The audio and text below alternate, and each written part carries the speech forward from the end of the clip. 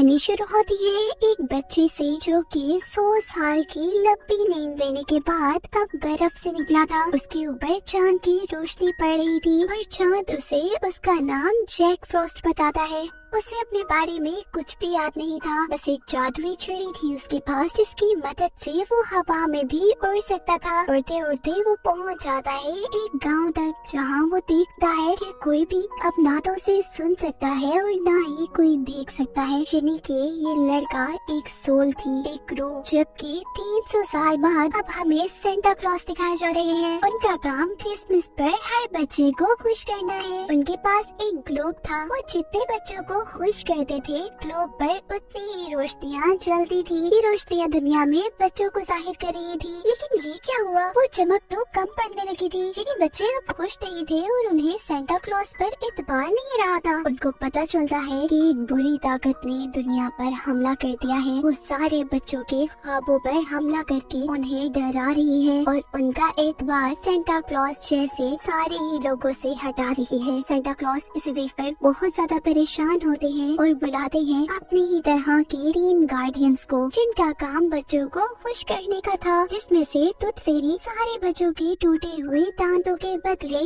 उन्हें पैसे दिया करती थी। सैंडीमैन बच्चों को अच्छे अच्छे ख्वाब दिखाता था और ईस्टर बनी ईस्टर पर सारे ही बच्चों को कलरफुल एग्स देता था, जिनसे वो खुश हो जाते थे। यहाँ इन गार्डियन से चांद बात करना शुरू करता है। वो उन्हें बताता है कि बुरी ताकतें सच में इस दुनिया पर आ चुकी हैं, जिनसे लड़ने के लिए उन्होंने एक बच्चे की सोल को चुना है, जिसका नाम है जैक फ्रॉस्ट, जिसे हमने मूवी के शुरू में ही देखा था। सारे ही गार्डियंस ये देखकर खुश हो जाते हैं। दिखाया जाता है अब जैक को, जो कि कुछ बच्चों के साथ था। वो उनके साथ खेलना चाहता था, लेकिन क्योंकि कोई उसे देख नहीं सकता था तो वो ऐसा नहीं कर पाता। लेकिन कहानी सुनाते हुए उन बच्चों की मॉम उन्हें बताती है कि जैक फ्रॉस्ट कोई नहीं है, वो तो सिर्फ कहानियों में होता है। वो चाहता था कि बच्चे उसका एतबार करें, इसीलिए वो एक बच्चे को बर्फ पर खूब मजे करवाता है और फिर उसके घर ये देखने आता है कि क्या उसने जैक फ्रॉस्ट को महसूस किया। क्या उसे पता चला कि सारे मजे उसे जैक फ्रॉस्ट ने करवाए थे। पर बच्चों की बातें सुनकर वो और भी उदास हो गया था। बच्चों को तो जैक फ्रॉस्ट का पता भी नहीं चला था। बच्चे तो टूथ फेरी का इंतजार कर रहे थे, क्योंकि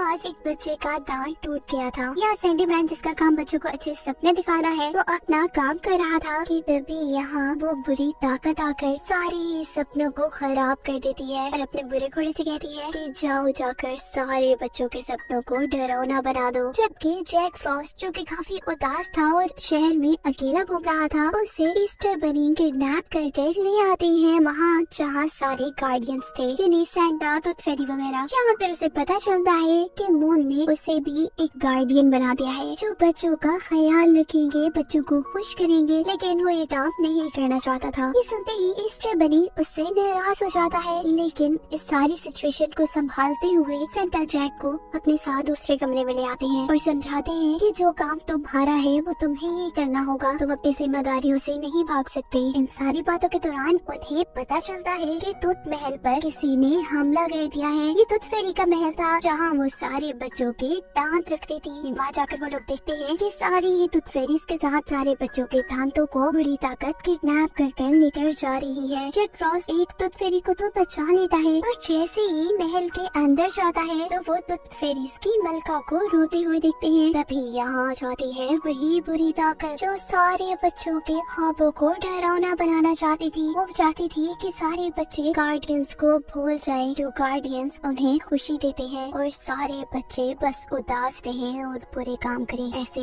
गार्डियंस इस दुनिया से गायब हो जाएंगे और बुरी ताकत का इस पूरी दुनिया पर राज हो जाएगा। ये बात सुनते ही टूथ फेरीज की मलका को बहुत गुस्सा आता है और वो उस पर हमला करने के लिए आगे बढ़ती है। उसके पीछे पीछे सारे गार्डियंस भी बुरी ताकत को मारने के लिए आगे जा रहे थे, लेकिन वो तो इस सबसे पहले ही अपने काले घोड़े पर बैठकर भाग चुका था। अब उदास टूथ फेरीज की मलका जैक फ्रॉस्ट को बताती है कि वो सारे दांत बहुत ही ज्यादा जरूरी है, क्योंकि सारे दांतों में बच्चों की यादें जुड़ी हैं और उन दांतों में एक दांत तुम्हारा भी है, जिसमें तुम्हारी बचपन की यादें जुड़ी है। ये सुनकर जैक फ्रॉस्ट अब जैसे भी वो दांत लेना चाहता था, क्योंकि जब से वो उठा था तब से उसे अपनी पिछली लाइफ के बारे में कुछ भी याद नहीं था। देखते ही देखते टूथ फेरी भी कमजोर होने लगी थी, क्योंकि बच्चों का उस पर से एतबार जाता जा रहा था। उन्हें अब दोबारा बच्चों के दांत इकट्ठे करने थे। उन्हें टूथ फेरी का काम मुकम्मल करना था, ताकि सारे बच्चे टूथ फेरी पर एतबार करें और टूथ फेरी जिंदा रहे।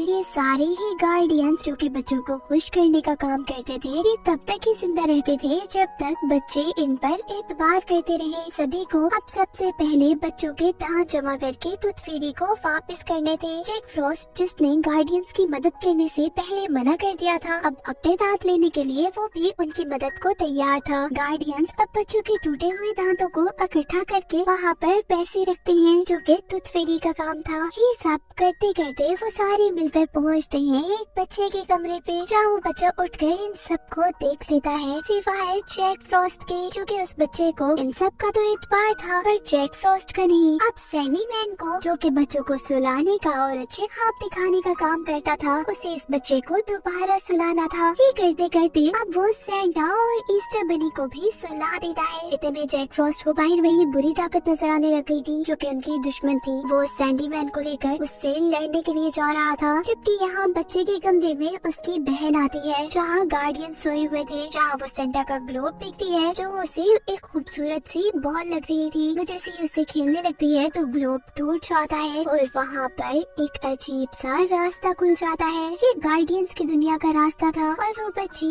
गार्डियंस की दुनिया में पहुँच चुकी थी। यहाँ जैक फ्रॉस्ट, जो कि उस बुरी ताकत से लड़ रहा था, वो सैंडीमैन के जरिए बुरी ताकत के काले घोड़ों को अच्छा बनाने में लगा हुआ था। साथ ही साथ वो पूरी ताकत को मारने की कोशिश भी कर रहा था। इस सारी लड़ाई के अंदर बाकी गार्डियंस भी जाकर आ चुके थे। सभी आसमान की तरफ चले जाते हैं लड़ने के लिए। लड़ाई करते करते बुरी ताकत जरा ज्यादा ताकतवर हो जाती है और सैंडी मैन को, जो कि बच्चों को अच्छे सपने दिखाया करता था, उसे अपनी बुरी ताकत से मार देती है। जैक फ्रॉस्ट उसे बचाने की कोशिश करता है, लेकिन नाकाम रहता है। इससे पहले कि वो बुरी शक्ति बाकी गार्डियंस को भी मार दे, जैक फ्रॉस्ट गुस्से में उसकी सारी बुरी ताकत को अपनी बर्फ की ताकतों से फ्रीज कर देता है, यानी जमा देता है, और बाकी सारे गार्डियंस को बचाकर गार्डियंस की दुनिया में लेकर आता है। यहाँ वो लोग बात करते हैं कि इस बुरी ताकत को खत्म करने का उनके पास एक ही रास्ता है कि बच्चे दोबारा पहले की तरह इन सारे गार्डियंस पर एतबार करने लगे। ईस्टर बनी कहता है कि कल को ईस्टर है, अगर हम सारे मिलकर ईस्टर को अच्छा बनाए, सारे बच्चों को खुश करें, तो बच्चे दोबारा हम पर एतबार करने लगेंगे। अब वो बच्चों के लिए कलरफुल एग्स बनाना चाहते थे, इसीलिए चाहते हैं वो ईस्टर बनी की जगह पर जहाँ वो ये काम करता था। अब यहाँ आकर उन्हें नजर आती है वही छोटी लड़की, जो कि सेंटा के ग्लोब की वजह से इस दुनिया में आ गई थी। ईस्टर बनी को उसे देखकर गुस्सा आता है, जिससे वो बच्ची रोने लगी थी। सभी परेशान हो जाते हैं और तभी जैक फ्रॉस्ट को याद आता है कि उसका काम है बच्चों को खुश करना। वो बच्ची को चुप करवाने का एक प्लान बनाता है और ईस्टर बनी, जो कि अभी गुस्से में था, उसे अपने जादू से खुश कर ऐसा बना देता है कि ईस्टर बनी खुद ही उस बच्ची से खेलने लगी। वो बच्ची जब सो जाती है तो जैक फ्रॉस्ट उसे उसके घर छोड़ाता है। अब वापसी के रास्ते में उसे टूथ फेरीज की आवाज आती है, जिसका पीछा करते हुए वो बुरी ताकत की उस जगह पर चला जाता है जहाँ उसने सारी टूथ फेरीज को कैद किया हुआ था। जहाँ वो सारी टूथ फेरीज को अब आजाद करवाने लगा था कि तभी उसे दोबारा एक आवाज आती है। ये टूथ फेरी की आवाज नहीं थी, ये आवाज उसके दांत में से आ रही थी और तभी वो बुरी ताकत आकर जैक को उसका दांत दे देती है। जैक हैरान होता है कि इस बुरी ताकत ने इतनी आराम से उसे उसका दांत कैसे दे दिया। कुछ ना कुछ तो गड़बड़ है। जैक जैसे उसका पीछा करता है तो वहाँ बहुत से टूटे हुए अंडे दिखाई देते हैं, जो अंडे ईस्टर बनी ने ईस्टर पर बच्चों को देने के लिए बनाए थे। दिखाया जाता है कि ये आवाज और उसको यहाँ बुलाना उस बुरी ताकत का एक झांसा था, ताकि वो उसे यहाँ बुलाकर खुद गार्डियंस की दुनिया में जा सके। उसने गार्डियंस की दुनिया में जाकर तबाही फैला दी थी। सारे अंडे तोड़ दिए थे ईस्टर बनी के, जिससे वो बच्चों को खुश करता। अब ईस्टर पर बच्चों को देने के लिए ईस्टर बनी के पास कुछ भी नहीं था। इस तरह तो बच्चे ईस्टर बनी के ऊपर से भी एतबार हटा देते। ईस्टर बनी को जब पता चलता है कि ये सारी चीजें जैक फ्रॉस्ट की एक छोटी सी गलती की वजह से हुई है, तो वो उसे बहुत बुरा भला कहता है। जैक फ्रॉस्ट भी उनकी बातों से उदास होकर ये सोचता है कि शायद मैं बच्चों को खुश करने के लिए बना ही नहीं हूँ, मैं ये काम नहीं कर सकता। और वो वहाँ से दूर एक पहाड़ी पर आ जाता है, जहाँ से मिलने आई थी अब वही बुरी ताकत, जो उसे अपने साथ साथ काम करने को कह रही थी, लेकिन जैक फ्रॉस्ट उसे मारकर दूर फेंकता है और तब वो बुरी ताकत उसे अपने हाथ में एक टूथ फेरी दिखाती है और कहते हैं कि मैं इसे मार दूंगा अगर तुमने मुझे अपनी छड़ी ना दी। बुरी ताकत उससे उसकी छड़ी इसलिए मांग रही थी क्योंकि उसे लगता था कि जैक फ्रॉस्ट की सारी जादुई ताकतें उसकी छड़ी में है। बुरी ताकत उसकी छड़ी तोड़कर उसे एक बहुत ही गहरे खड्डे में गिरा कर वहाँ से चला जाता है। वो यहाँ पर बहुत उदास था, तभी टूथ फेरी उसे उसके दांत में उसकी यादें देखने को कहती है, जहाँ देखने पर उसे पता चलता है कि वो कभी भी अकेला नहीं था। उसके साथ उसकी एक फैमिली थी जो उससे बहुत प्यार करती थी। वो अपनी बहन से बहुत प्यार करता था और एक दिन आइस स्केटिंग के दौरान जब उसकी बहन मरने वाली थी तो उसने अपनी इसी छड़ी से अपनी बहन को बचाया था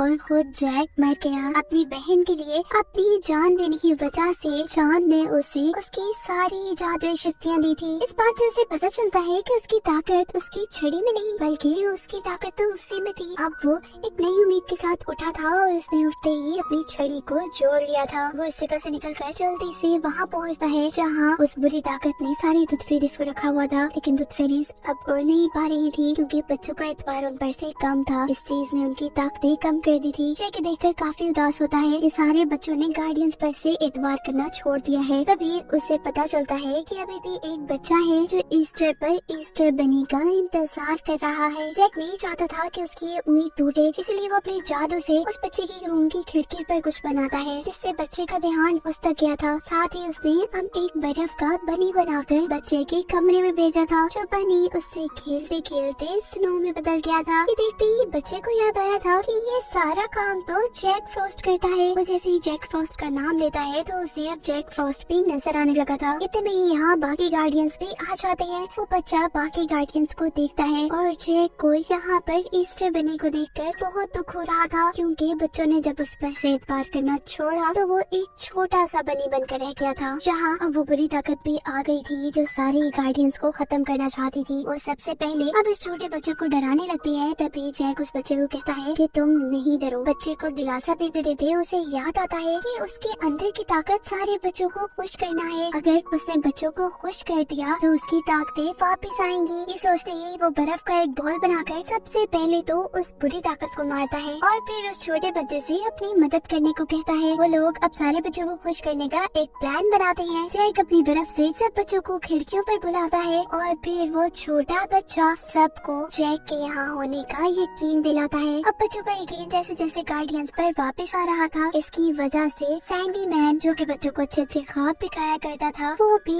वापस आ गया था, जो आते ही बुरी ताकत के सारे घोड़ों को मार देता है। बाकी गार्डियंस अब उस बुरी ताकत से लड़ने लग जाते हैं, जबकि सैंडी मैन सारे ही बच्चों के बुरे बुरे ख्वाबों को अच्छे अच्छे ख्वाबों में बदलने लगा था। जैसे जैसे बच्चों के दिल से डर खत्म हो रहा था, उस बुरी ताकत की ताकतें भी कम होती जा रही थी। ऐसे उस बुरी ताकत को अब ये डर हो गया था कि कहीं वो इस दुनिया से चला न जाए। उसके काले घोड़े अब उसके डर को सूंघ लेते हैं और उसी पर हमला करने के लिए निकल जाते हैं। इस तरह सारे गार्डियंस अब जीत गए थे। जैक फ्रॉस्ट भी पूरी तरह एक गार्डियन बन गया था। वो सारे बच्चों को बाय कहकर सारे गार्डियंस की दुनिया में उनके साथ जाने लगता है, जिसके साथ ही कहानी यही खत्म हो जाती है। कहानी शुरू होती है जहाँ एक प्लैनेट तबाह हो रहा है। प्लैनेट के टूटे हुए टुकड़ों में से एक टुकड़ा बहुत तेजी से जमीन की तरफ बढ़ रहा था और आकर गिरता है वो एक चर्च के सामने, जहाँ सूजन नाम की लड़की की शादी होने वाली है। सूजन जो कि चर्च के सामने ही खड़ी थी, उसके ऊपर वो टुकड़ा गिरने की वजह से उसकी हालत काफी खराब हो गई है, पर कुछ हो नहीं सकता। 2 मिनट बाद उसकी शादी थी। उसकी मॉम उसे चर्च के अंदर ले जाती है, जबकि चर्च के बाहर कुछ सीक्रेट एजेंट्स आ चुके थे जिन्हें पहले से ही इस टुकड़े के यहाँ पर गिरने की खबर थी और वो ये नहीं आए थे। यहाँ शादी के वक्त सूजन का हस्बैंड देखता है कि उसके जिस्म में से तो अजीबोगरीब ग्रीन कलर की लाइट निकल रही है। इससे पहले कि कोई भी कुछ भी समझ पाता, अचानक सूजन का साइज इतना बड़ा होने लगता है कि वो चर्च तोड़कर भी बाहर निकल जाती है और चर्च के टूटने की वजह से सूजन का हस्बैंड वहीं दब जाता है। तब सूजन उसे एक छोटी सी डॉल की तरह वहाँ से निकालती है और इतने में ही जो सीक्रेट एजेंसी के लोग यहाँ पर आए हुए थे वो सूजन को बेहोश कर देते हैं। आँख खोलने पर सूजन अब अपने आप को एक खाली बड़े से कमरे में पा रही थी। इस सीक्रेट लैब में 4 और मॉन्स्टर्स भी थे जो उसी की तरह यहाँ पर लाए गए थे। इसमें से सबसे पहला डॉक्टर कॉकरोच, जो कि पहले इंसान थे और एक साइंटिस्ट थे। उन्होंने अपने ही एक्सपेरिमेंट से अपने आप को एक इंसान और एक कॉकरोच जैसी क्रिएचर में बदल लिया था। साथ ही मॉन्स्टर में एक स्लाइम मॉन्स्टर भी था, एक फिश जैसा दिखने वाला मॉन्स्टर और एक इंसेक्टो नाम का मॉन्स्टर भी था। तभी यहाँ पर जर्नल आते हैं जो कि सूजन को बता रहे थे कि अब वो यही रहा करेगी क्योंकि यहाँ सिर्फ उन क्रिएचर्स को रखा जाता था जिनसे इंसानों को खतरा हो सकता है। सूजन उन्हें 1000 बार कहती है कि मुझसे आपको खतरा नहीं होगा, पर कोई उसकी बात सुनने को तैयार ही नहीं था। सीन शिफ्ट होता है तबाह हुए प्लेनेट की तरफ जहाँ एक एलियन है जो कि उसी खास मेट्रॉइड की तलाश में था जो मेट्रॉइड जमीन पर सूजन से जा टकराया था, जिसे लेने के लिए वो बगैर कुछ सोचे समझे अर्थ पर आ जाता है अपने एक बहुत बड़े से रोबोट के अंदर बैठकर। अर्थ पर आते ही हर जगह अफरा तफरी मच चुकी थी। यूएस आर्मी के लोगों ने उसे चारों तरफ से घेर लिया था। पहले एक आदमी उस बड़े से रोबोट से बात करने के लिए चाहता है क्योंकि उनको लग रहा था कि ये एलियन शायद उनसे दोस्ती करने के लिए यहाँ आया है, पर एलियन तो बहुत ज्यादा गुस्से में था। इससे पहले कि वो यहाँ पर तबाही फैलाता, आर्मी के लोग उस पर हमला करना शुरू कर देते हैं। जल्द ही उन लोगों को ये भी पता चल गया था कि इस बहुत बड़े से रोबोट पर उनके किसी वेपन का कोई असर नहीं होने वाला। बहुत टेंशन फैल गई थी कि ये रोबोट तो अर्थ को तबाह कर देगा। अर्थ को तबाही से बचाने के लिए जल्दी से एक मीटिंग बुलाई जाती है। सभी लोग इसी बारे में सोच रहे थे कि उस रोबोट को कैसे खत्म किया जाए और तभी जर्नल सबको बताते हैं उन मॉन्स्टर्स के बारे में जो कि सीक्रेट लैब में बनते। उनके मुताबिक ये एक्स्ट्रा ताकत वाले मॉन्स्टर्स ही इतने बड़े एलियन से और उसके रोबोट से लड़कर इस अर्थ को तबाही से बचा सकते हैं। अब जर्नल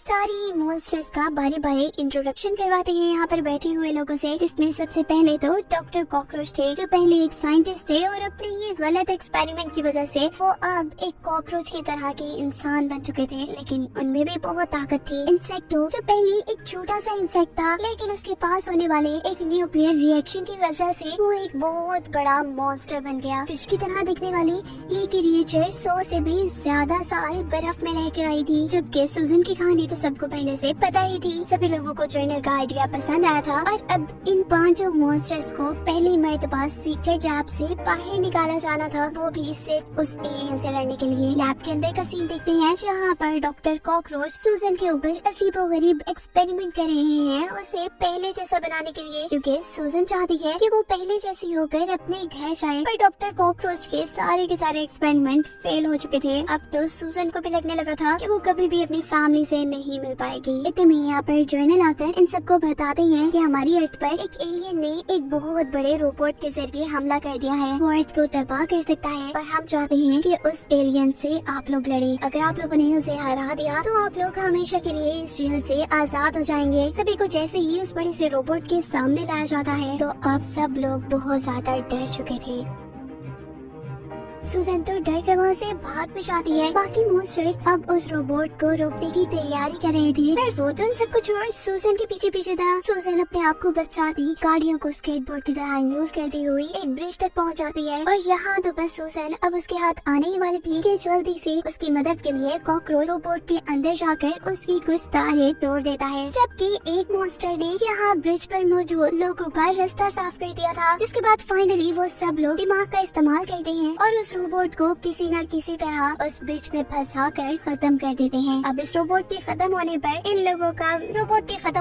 लोगों का मिशन भी पूरा हो गया था और सीक्रेट एजेंसी वालों ने इन्हें अब आजाद भी कर दिया था। लेकिन टेंशन अभी यहाँ खत्म नहीं हुई थी। हमें पता चलता है कि एलियन तो उस रोबोट के अंदर था ही नहीं, बल्कि वो तो अपने प्लेनेट से ही इस रोबोट को कंट्रोल कर रहा था और उस रोबोट के टूटने पर उसे ज्यादा गुस्सा आ चुका है। वो असल में सूजन के अंदर से वही ताकतें निकालना चाहता है जो उस मेट्रॉइड के टकराने से उसके अंदर आई थी और इस काम के लिए अब वो खुद अर्थ पर आने वाला था। यहाँ ये लोग जो आजाद हो चुके थे, सूजन उन्हें अपने मॉम डैड के घर लेकर जाती है। काफी टाइम बाद वो अपने मॉम डैड से मिलकर काफी खुश थी। उसके मॉम डैड मॉन्स्टर्स के लिए पार्टी भी रखते हैं, जबकि सूजन अब अपने हस्बैंड के पास जाती है और उसे स्टूडियो से बाहर निकल के कहती है, देखो अब मैं आजाद हो गई हूँ, अब हम दोबारा शादी करेंगे, तुम जल्दी से मुझे ठीक करने का कोई रास्ता ढूंढो। लेकिन यहाँ पर उसके हस्बैंड ने अब सूजन के साथ रहने से इनकार कर दिया था। सूजन बहुत दुखी होती है और वहाँ से चली जाती है। अब उसके पास उसके मॉन्स्टर दोस्त भी थे जो उसे समझा रहे थे कि दुखी ना हो, हम चाहे जितने भी शहरों को, जितने भी मुल्कों को बचा लें, ये लोग हमें मॉन्स्टर ही समझेंगे और हमें कभी अपने साथ नहीं लगाएंगे। उनकी इन्हीं बातों के दौरान अचानक ऊपर से लाइट आती है जो कि सूजन को अपनी तरफ खींच रही थी। ये और कोई नहीं था बल्कि वो एलियन ही था जो सूजन को वहाँ से किडनैप करके ले गया था। होश में आने पर सूजन अपने आप को एक कैद में पाती है और और उसके सामने वो एलियन आकर उसे कहता है कि जिस चीज की ताकत से तुम इतनी बड़ी हो गई हो उस चीज पर सिर्फ मेरा हक है, क्योंकि वो मेरे प्लेनेट की है। उसको लेने के लिए तो मैंने अपने प्लेनेट को भी तबाह कर दिया। एलियन उसे एक ऐसे चैम्बर में लेकर जा रहा था जहाँ पर उसके अंदर से वो ताकतें निकाल दी जाएंगी, लेकिन सूजन तो बहुत ही आसानी से अपने आप को उस कैद से आजाद कर लेती है। तभी वो एलियन धोखे से उसे एक ऐसे चैम्बर में ले ही आता है जहाँ जाकर उसके अंदर की सारी ताकत उसने बाहर निकाली थी और अब सूजन दोबारा पहले की तरह छोटी सी हो गई थी। जहाँ वो सूजन को बताता है कि तुम देखना अब इस ताकत से मैं क्या करूँगा। मैंने अपना प्लेनेट तो तबाह कर दिया है, लेकिन अब मैं अर्थ पर अपनी एक नई दुनिया बसाऊंगा जहाँ सिर्फ मेरी और मेरी हुकूमत होगी। उसने तो अर्थ पर मैसेज भी भेज दिया था कि बहुत ही जल्द वो अर्थ पर एक तबाही करने वाला है जिसमें सारे लोग मर जाएंगे और अगर कोई बच गया तो वो उसका गुलाम बन जाएगा। अपने साथ इस अर्थ पर रखने के लिए वो बहुत सारे एलियन क्लोन बना लेता है। जहाँ अब सभी लोग डर रहे थे कि तभी हमें मॉन्स्टर्स को दिखाया जाता है। जर्नल की सारी उम्मीदें इन्हीं मॉन्स्टर्स पर हैं कि शायद ये मॉन्स्टर उस एलियन की शिप तबाह करके उस एलियन को मार कर अर्थ को और अर्थ के लोगों को बचा सके। मॉन्स्टर भी इस काम के लिए इसीलिए मान गए थे क्योंकि उनकी एक साथी यानी सूजन उस एलियन के कब्जे में थी जिसे वो लोग छुड़वाना चाहते थे। अब जर्नल के दिए चेक पैक पहनकर वो लोग पहुंच जाते हैं एलियन शिप तक। उनकी शिप पर लगते ही वो शिप थोड़ी सी डैमेज हो जाती है, लेकिन खैर वो तीनों किसी तरह उसके अंदर चले गए थे। जहाँ वो देखते हैं कि अब सूजन को तो एक एलियन मारने वाला था। वो जल्दी से उसके पास जाकर उसे अपनी बातों में लगाकर न सिर्फ उससे उसकी गन ले लेते हैं बल्कि सूजन को भी उसके हाथ से छुड़वा लेते हैं। पर ऐसा करते ही बड़े एलियन को उनके यहाँ आने की खबर मिल गई थी, जहाँ पर डॉक्टर कॉकरोच ये बात कर रही थी कि इस शिप को रोकने के लिए हमें इस शिप के चैम्बर तक जाकर उसके चैम्बर को तबाह करना होगा। अब क्योंकि बड़ा एलियन उनका प्लान भी सुन चुका था, इसीलिए वो अपने सारे क्लोन एलियंस को उनके पीछे लगा देता है उन्हें मारने के लिए। लेकिन ये तीनों उन सारे क्लोन से बचते हुए किसी न किसी तरह चैम्बर तक पहुंचकर उसे सेल्फ डिस्ट्रक्टिव मोड पे लगा देते हैं, यानी ऐसा बना देते हैं कि वो शिप खुद ब खुद तबाह हो जाए। अब तो बड़े एलियन को भी पता चल गया था कि अगर उसकी शिप तबाह हो गई तो उसका जीतना नामुमकिन है, इसीलिए वो एक एस्केप पोर्ट तैयार करता है जिसकी मदद से वो इस शिप से भाग पाएगा। इस एस्केप पोर्ट के अंदर वो अपने साथ वो सारी ताकत भी ले जाने वाला था जो उसने सूजन के अंदर से निकाली थी। इस जगह ये मॉन्स्टर भी इस शिप से भागने की तैयारी कर रहे थे उसके तबाह होने से पहले ही। पर अफसोस सूजन के अलावा वो सारे के सारे शिप के अंदर फंस जाते हैं। अब तो वो लोग मर जाते। सूजन अपने साथियों को मरने देना नहीं चाहती थी, पर उन लोगों ने तो जैसे हालात को एक्सेप्ट कर लिया था। वो सूजन को वहाँ से भागने का कहते हैं, पर सूजन तो उनको बचाने का एक प्लान सोचते हुए उड़ने वाले शूज पहनते हुए दोबारा शिप के उसी चैम्बर तक जाती है जहाँ से ये शिप कंट्रोल की जा रही थी। यहाँ कर वो देखती है कि एलियन तो एस्केप पोर्ट में बैठकर यहाँ से भागने की कोशिश में है। वो उसे सबसे पहले तो नीचे उतारती है और इस सारी लड़ाई में सूजन के हाथ लग जाती है उसकी गन। अब सूजन एक ही बार में उस एलियन को खत्म कर सकती थी, लेकिन वो ऐसा नहीं करती बल्कि वो तो उस गन से ताकत वाले कंटेनर के ऊपर शूट करती है, जिस वजह से वो कंटेनर उसी पर टूट कर गिर जाता है। अब वो दोबारा से एक बहुत ही ताकतवर मॉन्स्टर में बदल चुकी थी। यहाँ जो उसके मॉन्स्टर दोस्त एक बहुत बड़ी सी मशीन के नीचे आकर मरने वाले थे, वो जल्दी से आकर उनको बचाती है और फिर उन्हें लेकर उस शिप से बाहर निकल आती है। उन्हें उड़ना तो नहीं आता था, वो लोग नीचे गिरने वाले थे कि तभी यहाँ पर जर्नल उस मॉन्स्टर को लेकर आते हैं जो कि एक बटरफ्लाई जैसा बन चुका था। उनके एलियन शिप से दूर आते ही अब एलियन शिप भी तबाह हो चुकी थी और साथ साथ वो एलियन भी। इस तरह अर्थ हर किस्म की तबाही से बच जाती है और अर्थ के लोग उन सारे मॉन्स्टर्स का एक हीरो की तरह वेलकम करते हैं। सभी लोग उन्हें बहुत प्यार दे रहे थे। इस वक्त सूजन के पास उसका हस्बैंड भी आता है और उसे कहता है कि अगर तुम मुझे एक इंटरव्यू दे दो तो हम लोग पहले जैसी जिंदगी गुजार सकते हैं। पर अब सूजन उसकी बातों में नहीं आने वाली थी। वो सभी लोगों के सामने उसको उठाकर वहाँ से दूर फेंक देती है। अब मूवी के आखिर में हम देखते हैं कि वो सारे के सारे मॉन्स्टर एक टीम बन चुके हैं जो कि अर्थ को मुश्किलों से बचाते हैं। जर्नल आकर उन सबको बताते हैं कि पेरिस में एक मॉन्स्टर ने हमला कर दिया है, जिसे रोकने के लिए अब तुम लोगों को इस मिशन पे जाना होगा। ये लोग खुशी खुशी इस ड्यूटी को भी अपनाते हैं और सब के सब बटरफ्लाई जैसे मॉन्स्टर पे बैठकर अपने नए मिशन के लिए निकल जाते हैं, जिसके साथ ही कहानी यहाँ खत्म हो जाती है।